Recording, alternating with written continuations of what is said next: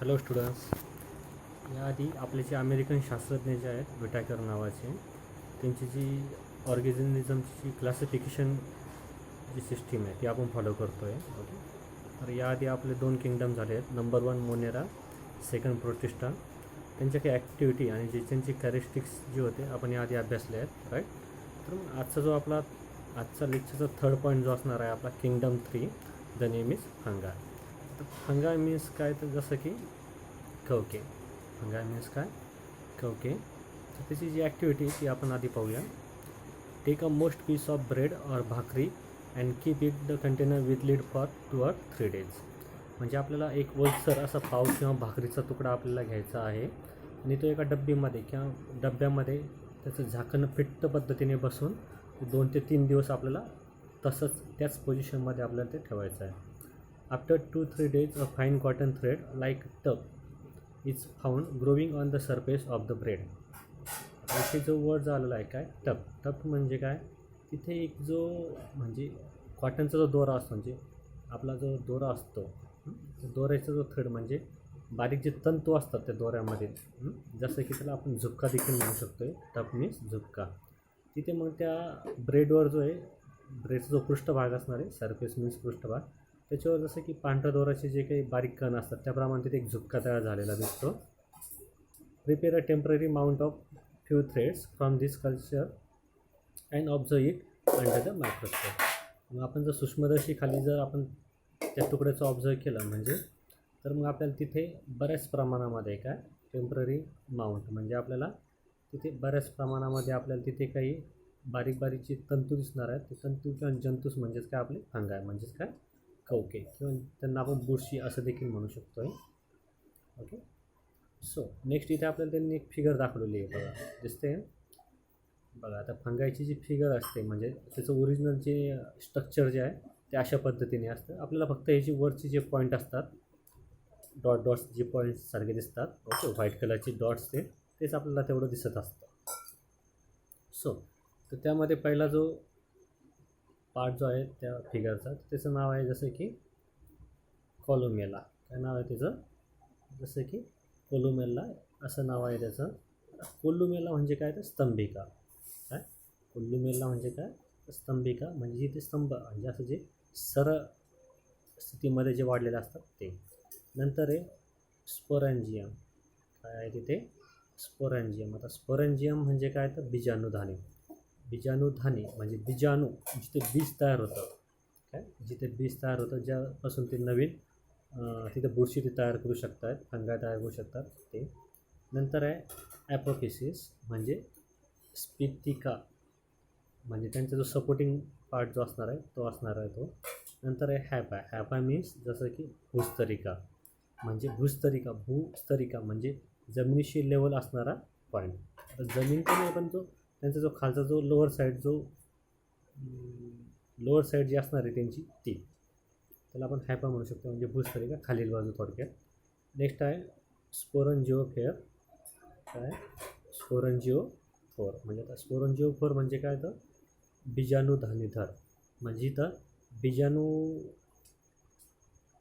बीजाणुधानींना जे धरून ठेवतात किंवा त्यांना जे सपोर्ट करतात, त्यांना जे पेलून ठेवतात, त्यांना आपण बीजाणुधानीधर असं म्हणू शकतो. आता इथे पहा, एका बीजाणुधानी फुटलेली म्हणजे त्याच्यातून जे बीजाणू जे आहेत ते बाहेर पसरत आहेत आणि त्यापासून मग अजून तिथे फंगाय तिथे तयार होणार आहेत, म्हणजे अजून तिथे कोलुमेला जे आहेत ते तिथं तयार होतील, राईट. नेक्स्ट खालचा जो पॉईंट आहे जसं की रिझॉर्ट्स म्हणजे काय, तर त्याची जी मुळे असणार आहेत त्यांना आपण म्हणू शकतो रिझॉर्ट्स. ओके, ही होती आपली फंगायची फिगर. तर तुम्ही अजून याबद्दल माहिती घेऊ शकताय. त्याची जर इंटरनेटवर माहिती टाकत असाल तर त्याबद्दल ही जी स्ट्रक्चर आहे, ही जी फिगर आहे, याबद्दलची सर्व काही माहिती तुम्हाला तिथे मिळू शकते अजून. नेक्स्ट आता इन्स्टिट्यूशनल वर्क म्हणजे यासंबंधित जे काही संस्था कार्यरत करत असतात त्या. National institute of virology Pune is involve in research on viruses. आता पुण्याला व्हायरोलॉजी म्हणजे हे जे काही जीवाणू असतात त्या संदर्भात एक मोठी संस्था तिथे कार्य करत असते. एक राष्ट्रीय संस्था ती आहे. कुठे आहे ती? तर पुण्याला आहे, जी व्हायरसेस म्हणजे जीवाणूच्या संदर्भात काम करत असते. दिस इन्स्टिट्यूट हॅज बीन फाउंडेड 1952. 1952ला त्याची स्थापना झालेली आहे. Under the jurisdiction of Indian council of medical research. तिथे मग आता जसं की Indian council of medical research म्हणजे भारतीय वैद्यकीय संशोधन संस्था जी आहे त्याच्या आधिपत्याखाली ही संस्था काम करीत असते. म्हणजे भारतीय संशोधन वैद्यकीय संस्था म्हणजे जे मेडिकल साईडमध्ये जे काम केलं जात असतं ते. ओके, तर ती संस्था कुठे आहे? तर पुण्याला ती स्थित आहे आणि 1952पासून ती कार्यरत आहे. आता आपले जे फंगाय जे आहेत त्याची कॅरेक्टरिस्टिक्स आपण पाहूया. त्याची जी वैशिष्ट्ये आहेत, लक्षणे आहेत ती. This are non green eukaryotic heterotrophic organisms. काय म्हटलं त्यांनी? दिस आर नॉन ग्रीन म्हणजे आता जसं की नॉन ग्रीन आपण याआधी पाहिलं काय, म्हणजे जसं की शैवाल जे असतात ते कसे असतात? शक्यतो हरित. म्हणजे ते नॉन ग्रीन म्हणजे काय? नीलहरित आपण असं म्हणू शकतो. इथे युकॅरियोटिक म्हणजे काय? युकॅरियोटिक मीन्स काय? याआधी झाला आहे ना आपला शब्द आदिकेंद्रकी. जसं युकॅरियोटिक्स मीन्स काय आपले की आदिकेंद्रकी पेशी. बरोबर आहे का? युकॅरियोटिक्स युकॅरियोटिक्स शिकलो ना आपण याआधी.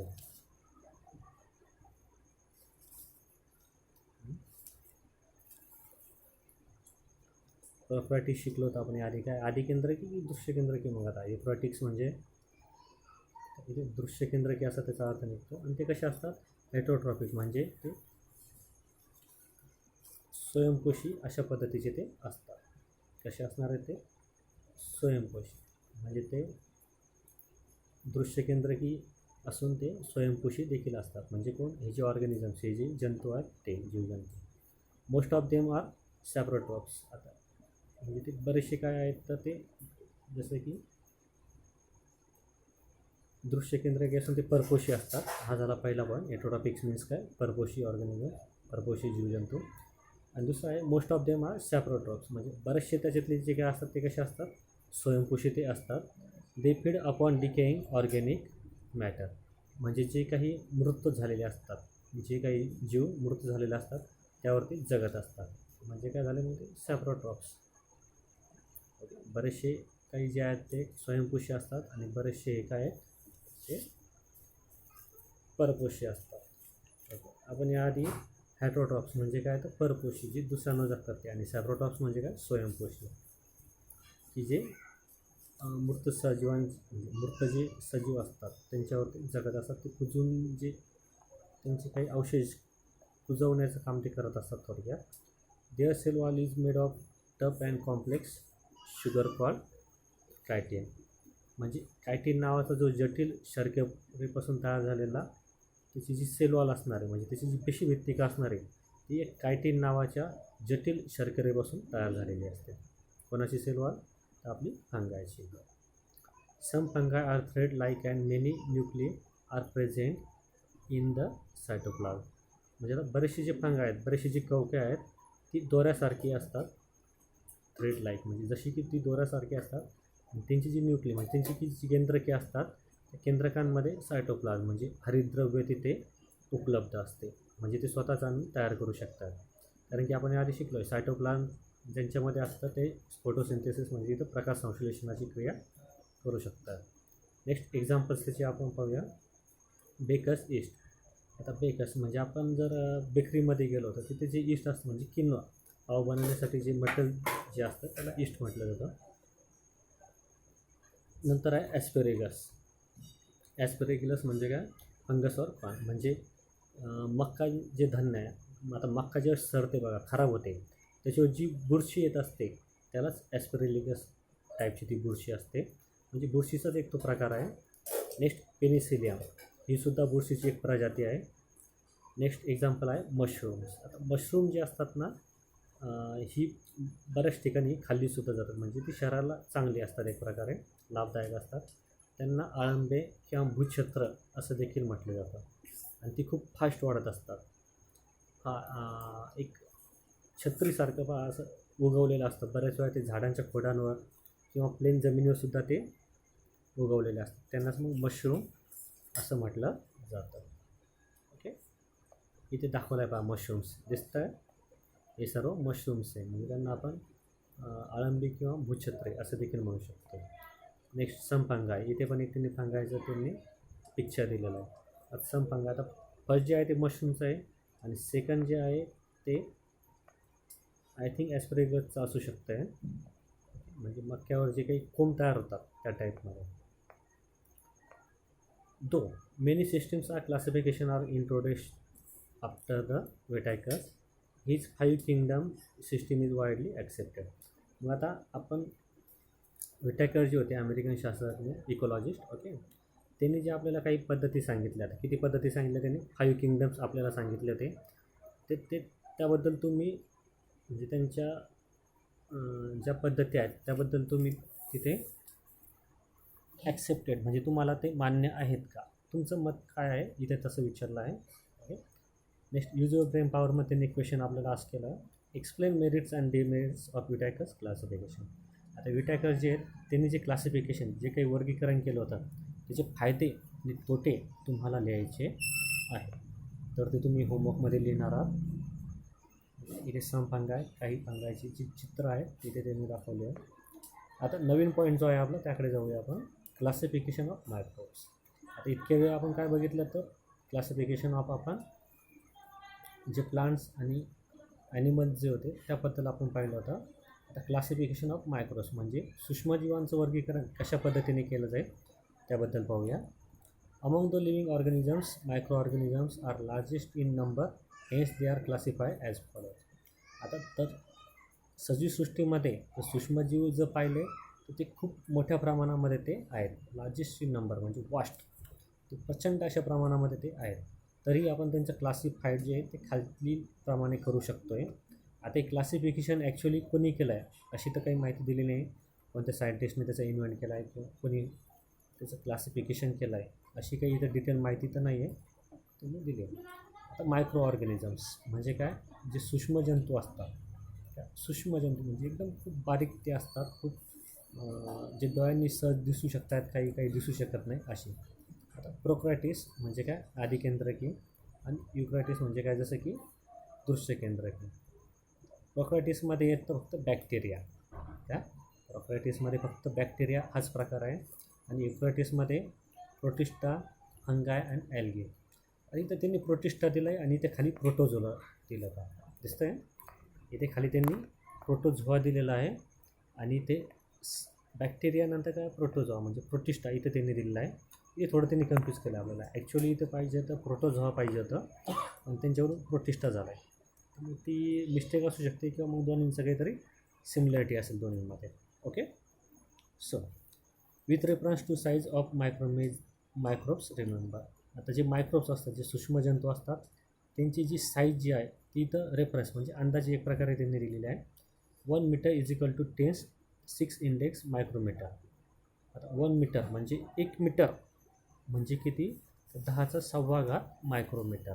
त्यालाच UM असं देखील त्यांनी म्हटलेलं आहे. काय म्हटलेलं आहे त्यांनी, UM. आता UM म्हणजे काय, तर हे मेजर्स लेंथ यांचं मोजण्याचं जे SI मेथड आहे.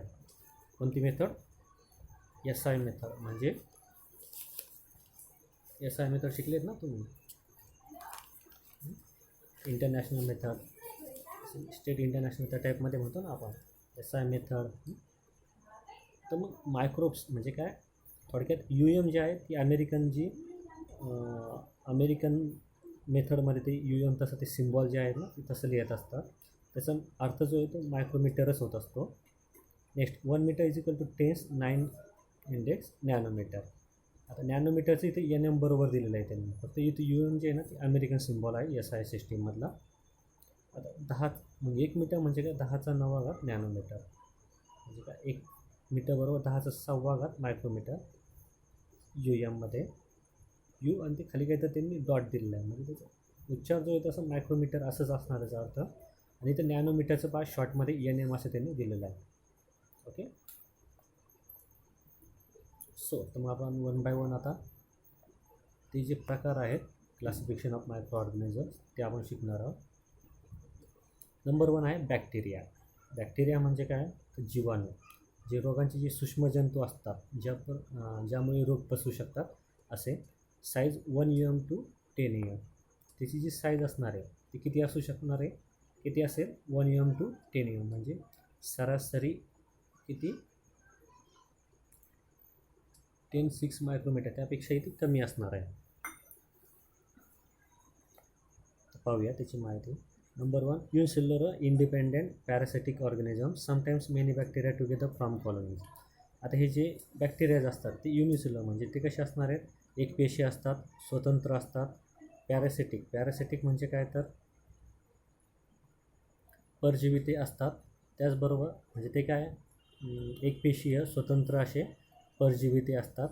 आणि बऱ्याच वेळा ते कॉलनीज म्हणजे काय, आपल्या जे कॉलनीज असतात, आपण म्हणतो ना कॉलनी, ही माझी ही कॉलनीचं नाव असतं ना. कॉलनीज म्हणजे काय, वसाहती, म्हणजे ते जास्तीत जास्त वसाहती एकत्रितपणे राहायला त्यांना आवडत असतं.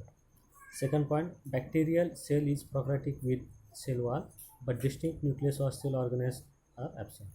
आता बॅक्टेरियामध्ये जे काही आदिकेंद्रके असतात त्याच्यामध्ये जी पेशीभित्तिका असते, ओके, म्हणजे आदिकेंद्रकेमध्ये जे काही जीवाणू आहेत त्यांच्या ज्या काही पेशी आहेत त्यांच्यामध्ये आदिकेंद्रकी पेशीभित्तिका असतात, पण काहींमध्ये न्यूक्लियस म्हणजे केंद्रक आणि त्यांचं सेल ऑर्गॅनिज म्हणजे काही पेशीची जी काही अंगकी असणार आहेत ते नसतात.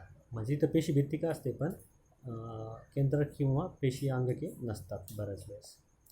They reproduce by simple binary fission. आता बऱ्याच वेळा याचं जे रिप्रोड्यूस आहे, आता रिप्रोड्यूस म्हणजे काय, पुनरुत्पादन. काय, पुनरुत्पादन म्हणजे एकापासून दुसरे जीव तयार करणे.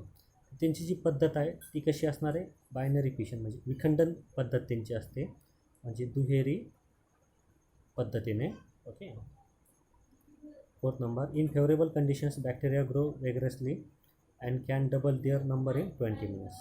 आता जर त्यांना अनुकूल अशी जर परिस्थिती असेल तर हे जे जीवाणू असतात ते वेगरसली. आता वेगरसली म्हणजे काय, वेगरसली याचा अर्थ जो निघणार आहे तो म्हणजे एकदम फास्ट प्रक्रिया त्यांच्यामध्ये घडत असते.